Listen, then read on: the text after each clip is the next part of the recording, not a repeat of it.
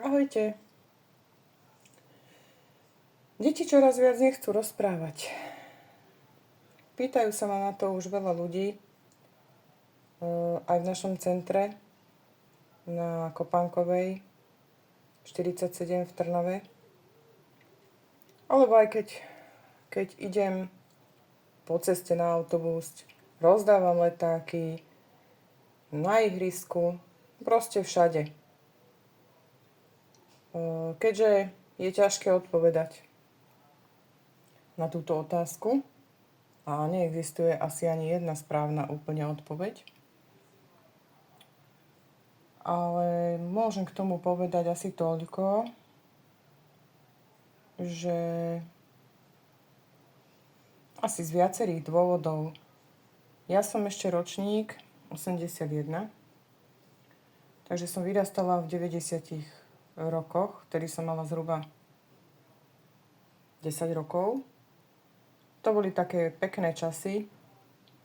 Išla som na ulicu, všetci sa v tom čase spolu hrali. Nebali ste sa ísť ani na ihrisko, lebo ani adolescenti vám neublížili, ani malé deti, aj sa chceli s vami rozprávať nejakým spôsobom. A tak nejak to bolo také, že fajn.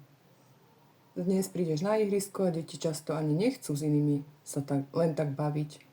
My sme boli stále vonku. Tým, že sme sa hrali aj s väčšími deťmi, sa to menšie naučilo kopec vecí, alebo si vedelo vytvoriť niečo samé. Keď si to tak zoberiete na skákanie škôlky, no čo potrebujete? Kriedu, kameň a aspoň 3 kamarátky. Nakresliť, spočítať, uchopiť kameň, trafiť číslo, preskákať to na jednej nohe, podať druhej. Práve vtedy sme počítali, skákali, precvičovali jemnú aj hrubú motoriku. A popri tom sme sa smiali a rozprávali. Rozprávanie bola vtedy taká prirodzená vec. Ako korčulovanie, ako, skákanie cez gumu. Mimochodom aj tú gumu nám vtedy držali aj chlapci. Rodičia mali vtedy viac možností, nie že nutne ideme cez výlety či digitalizáciu, ale cez prirodzené stretávanie sa v rodine so susedmi. Stále sme boli v kontakte, sestranice, bratranci, tety, ujovia. A toto všetko tak nejak pomáhalo k tomu, aby aj tie deti možno rozprávali. Ako to vnímate vy? Napíšte mi do komentára. Ahojte.